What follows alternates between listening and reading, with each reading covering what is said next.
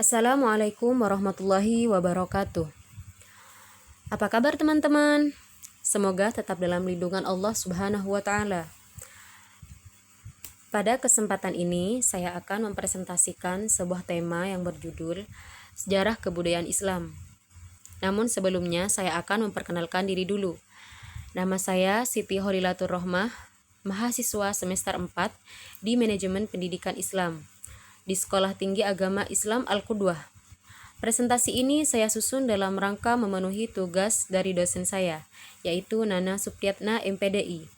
Judul yang akan saya sampaikan adalah Studi Ibnu Taimiyah terhadap Pemurnian dan Gerakan Wahabi. Kita mulai yuk. Mengenal kehidupan Ibnu Taimiyah. Nama lengkap Ibnu Taimiyah adalah Ahmad Ibnu Abdul Halim Ibnu Abdul Salam Ibnu Taimiyah. Beliau dilahirkan di kota Haran, Syria, pada hari Senin 10 Rabiul Awal 661, 22 Januari 1263, dan wafat di Damaskus pada malam Senin 29 Zulqa'dah 728 Hijriah, 26 September 1328 Masehi.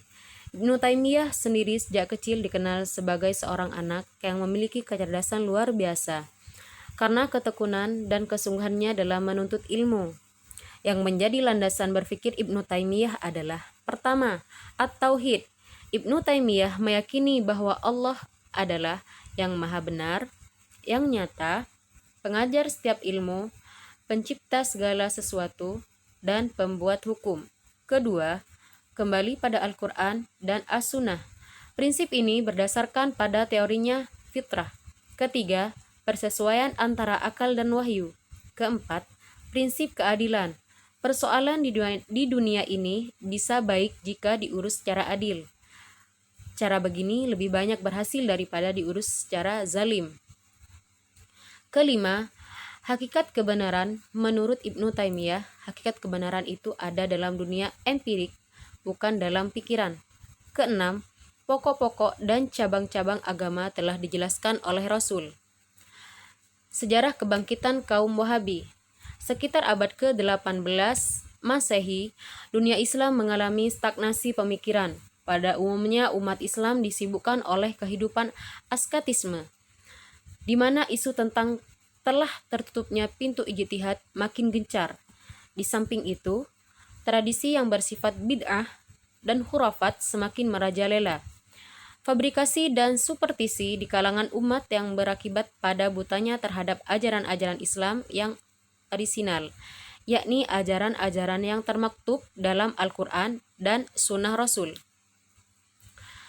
Aliran Wahabi sebenarnya merupakan lanjutan dari aliran Salaf, yang mana konsep pemahaman keagamaannya mengacu pada pikiran-pikiran Ahmad bin Hambal yang kemudian direkonstruksi oleh Ibnu Taimiyah.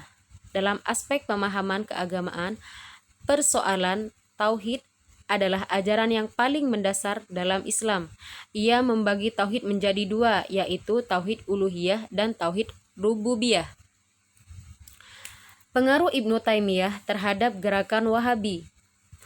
Ide Ibnu Taimiyah dianggap kontroversial ketika itu karena adanya sebuah keyakinan yang berkembang dalam masyarakat bahwa ziarah kubur merupakan suatu kewajiban sebagai layaknya menunaikan haji. Oleh sebab itu, dengan adanya fatwa Ibnu Taimiyah, orang-orang yang membenci beliau menganggap bahwa sikap Ibnu Taimiyah itu seolah menghasut rakyat. Kelompok Syiah merupakan arah yang menjadi sasaran Ibnu Taimiyah dalam misi pemurniannya. Dengan kelompok inilah ia acap kali terlibat dalam berbagai polemik yang cukup sengit. Di samping polemiknya dengan kelompok Syiah di Irak, Ibnu Taimiyah juga mendapat tantangan dari kaum Sufi di Mesir yang memiliki pengaruh besar di bawah kepemimpinan Al-Mamalik, terutama pada masa Al-Malik Al-Muzaffar. Polemiknya dengan para Sufi terfokus pada ajaran mereka tentang panteisme, uhdah al-wujud, dan unionisme, wihdah asyuhud. Pemikiran ini ditolak oleh Ibnu Taimiyah dengan landasan rasio maupun sunnah Rasulullah Shallallahu Alaihi Wasallam. Terima kasih ya teman-teman sudah mendengarkan. Bagi yang ingin bertanya, silahkan tulis di komentar ya. Assalamualaikum warahmatullahi wabarakatuh.